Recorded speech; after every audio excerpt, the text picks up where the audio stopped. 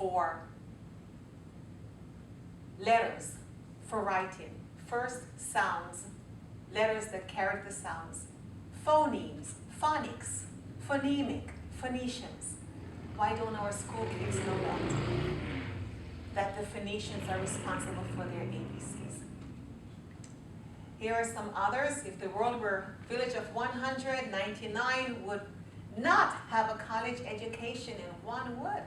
It's funny things that we take for granted. Guys, we have to be responsible for our own education. Colossians 2:8 says, "See to it that no one takes you captive." We have been held captive and enslaved because our minds have been fed what other people give to us. We really have to take ownership of our own education.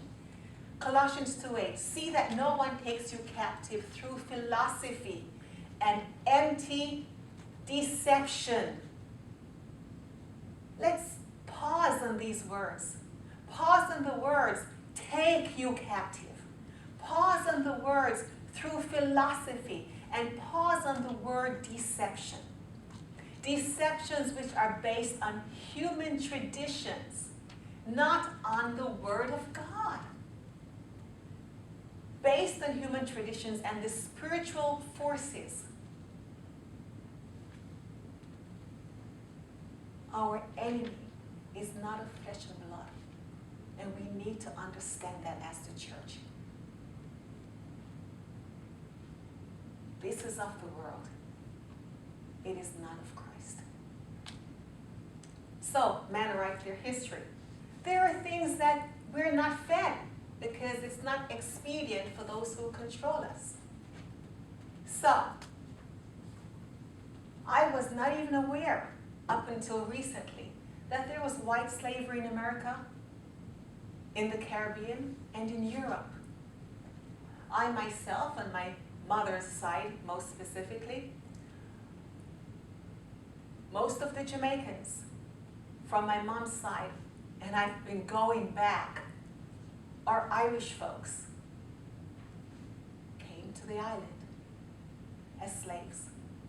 Didn't know that. And these photographs here, these are photographs from America. We have a picture with the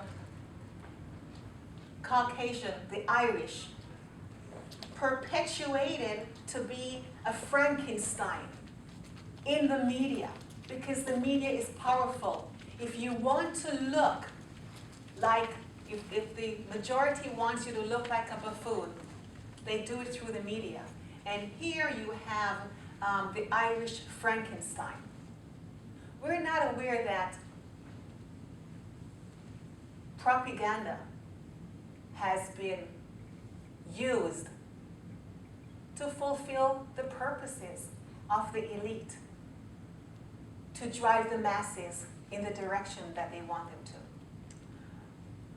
Most of us are not aware that in Europe, particularly Southern Europe, there was a civilization, 700 years of rulership by the Moors, people, Nubians, blacks. Europe ruled by blacks for 700 years. That's not in our textbook. The Moors are responsible for mathematics, astronomy, art, agriculture, literature, hygiene, health, public utilities, street lights, public baths, medicine, precise surgical instruments, and human flight. They made the first scientific attempt to fly in a controlled manner in 897 AD. The Black Moors brought Europe out of the Dark Ages. Something happened in 1942. The last Moorish city of Grenada fell to Catholic, European, and keep in mind when I say European, I don't necessarily at this stage in history mean Caucasian. 700 years of Moorish leadership, you get dark. So we even have to change our mentality when we think back of the inhabitants of Europe back at that time. Here we have a picture of the procession of Catholic kings after the conquest of Grenada. This is in the Royal Chapel of Grenada in Andalusia, Spain.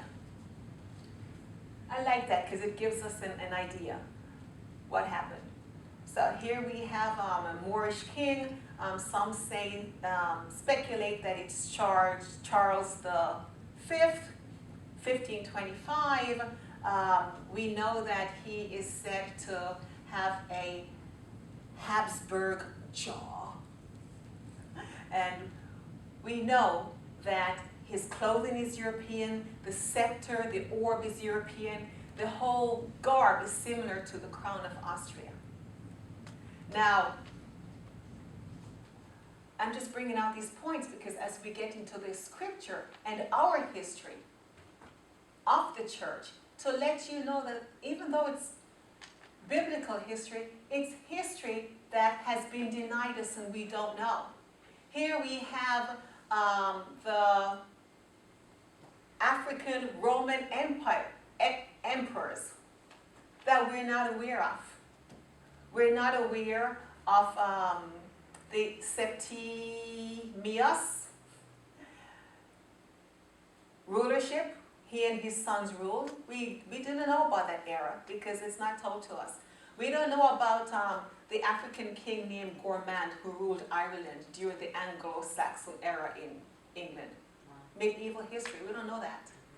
Halfdan, black first Africoid king to unite Norway. We don't know that. Black rulership in the Roman Empire, we don't know that. Okay. So let's get a little more personal here and a little closer to home. What happened after the fall of the Moors in Europe? 1492. After 1492, Columbus sailed the ocean blue. Why? Because the Pope Innocent, I'm thinking, if I'm correct, I think it's the 7th, created an edict, which in essence was a race war. No more Moorish rulership. No more blacks ruling the world. So, we have the Portuguese, I'm going to take you back, that took the eastern part. Portugal went and conquered Africa, and Spain, Columbus, went west. We are familiar with the 3 ships, the Santa Nina, Pinta, Maria, but that wasn't exploring, they were mercenaries. We know that because they came with 4 separate journeys. Their second journey came with 19 battleships and 13,000 soldiers. Why? To conquer the natives. If you know anything about your explorers in history, that 1492 in the 1500s era, that's what it was all about. But when they came, they found the native blacks of the Americas. We know that because archaeology supports that. We have the colossal heads. We also have the oldest skeleton, which they named Lucia. Now, we're of the church, we have a different theology as to the age of the world, but we're going to tell you what the scientists tell us.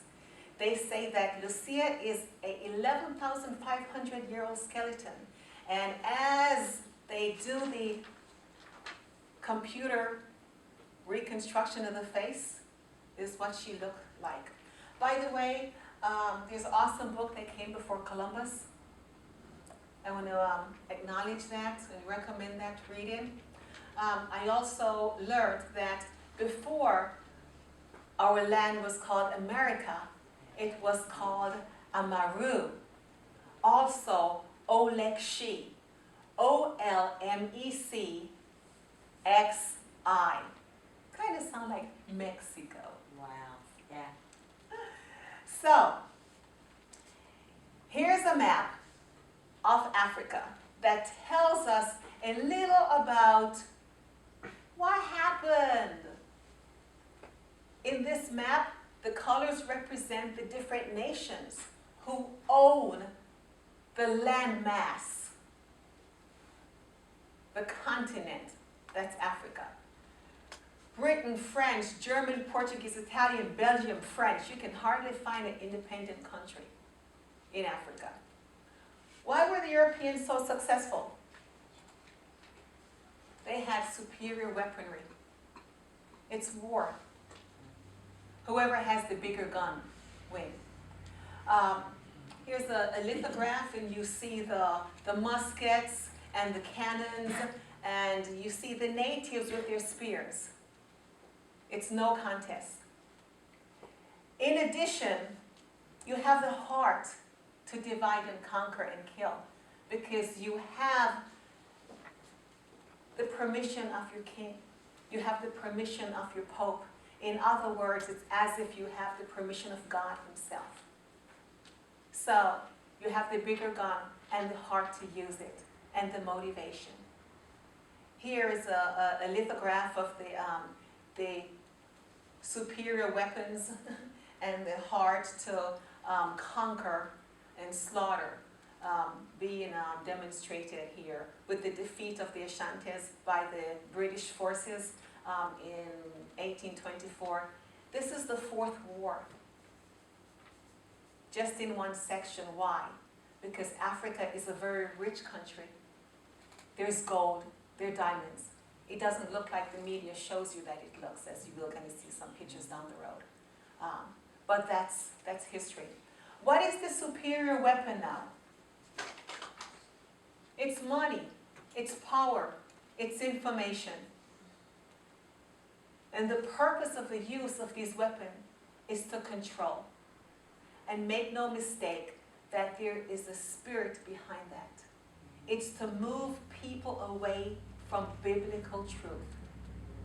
So truth is created for the masses. But we, men and women of God, we have to move away from the truth that's fed to us and go back to the Word and seek it out for ourselves.